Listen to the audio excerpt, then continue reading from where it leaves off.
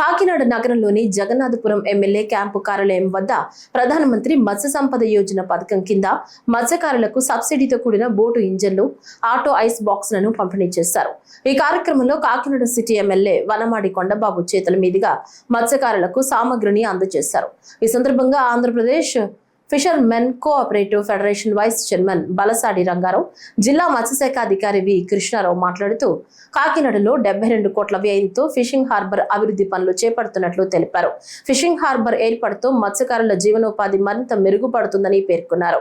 దీనికి సంబంధించి Kakinada city MLA Vanamadi Kondababu, జిల్లా కలెక్టర్ షణ్మోహన్ షగిలి ప్రభుత్వానికి నివేదికలు పంపినట్లు తెలిపారు. కూటమి ప్రభుత్వంలో మత్స్యకారుల అభివృద్ధికి ప్రత్యేకంగా చర్యలు తీసుకుంటున్నామని చెప్పారు. ఈ పథకం ద్వారా అర్హులైన మత్స్యకారులకు 40 నుంచి 60% వరకు సబ్సిడీతో కొత్త బోటు ఇంజిన్లు, వలలు మరియు ఇతర సామగ్రిని అందిస్తున్నట్లు తెలిపారు.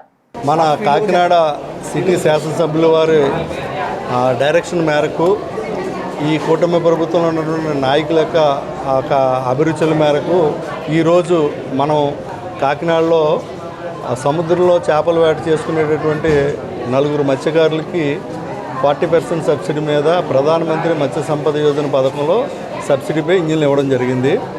అలాగే ఒక మహిళకి 60% సబ్సిడీ మీద 3-వీలర్ ఆటో అనేది ఇవ్వడం జరిగింది. ఇది ప్రధానమంత్రి మత్స్య సంపద యోజన పథకంలో రకరకాల పథకాలు ఉన్నాయి. ఈ పథకాలన్నీ కూడా నిరుద్యోగ యువతి ఉపయోగించుకుండి వారికి ఉపాధి పొందాలని మేము కోరుతున్నాం. దీని విలువ వచ్చేసి మనకి 3,33,000 ఇంజిన్ సబ్సిడీ ఇవ్వడం జరిగింది. ఆటోకి అయితే 1,80,000 సబ్సిడీ అనేది ఇవ్వడం అనేది జరిగింది. అయితే ఇది కాకుండా మనకి కాకినాడలో ఈ చేపల వేట చేసేటటువంటి మత్స్యకారుల ఉపయోగార్థం ఆర్టిఫిషియల్ రీఫ్స్ అనేది ప్రభుత్వం అనేది మంజూరు చేసింది. మనకి ఆర్టిఫిషియల్ రీఫ్స్ అంటే సముద్రంలో ఈ యొక్క రొయ్యలకి, చేపలకి కృత్రిమ ఆవాసాలు అనేవి మనం కాంక్రీట్ వాటితో వేస్తామన్నమాట.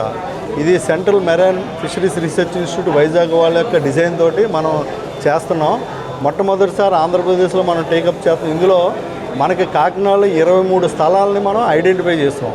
ఈ 23 స్థలాల్లో కూడా ఆర్టిఫిషియల్ రీఫ్స్ అనేది ప్రభుత్వమే 100% గ్రాంట్ తోటి ఇవ్వడం అనేది జరుగుతుంది. ఇది కాకుండా మనం మత్స్యకారులకి వాళ్ళు వేట చేసేటప్పుడు ప్రమాదాలు జరగకుండా వాళ్ళు ఎక్కడ ఫిషింగ్ చేస్తున్నారో తెలియడం కోసం కాకినాడలో 1628 ట్రాన్స్పాండర్లు అనేవి ఫ్రీగా ఇవ్వడం జరిగింది.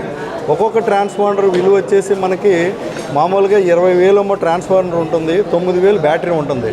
అంటే చిన్న పడవల వాళ్ళకి బ్యాటరీ ఉండదు కాబట్టి దేశంలోనే మొట్టమొదటిసారి ఈ ఫైబర్ బోట్ల వాళ్ళకి ట్రాన్స్పాండర్స్ ప్లస్ బ్యాటరీలు కూడా ఇస్తున్నటువంటి రాష్ట్రం అనేది ఆంధ్రప్రదేశ్. ఇది కాకుండా ఈ సముద్రంలో వేట చేసే మత్స్యకారులకి ఇన్సూరెన్స్ పథకం కూడా ప్రవేశపెట్టడం జరిగింది.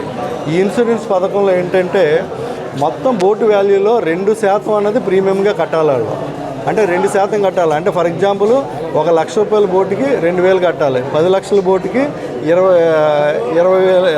లక్షలు కట్టవలసి వస్తుంది.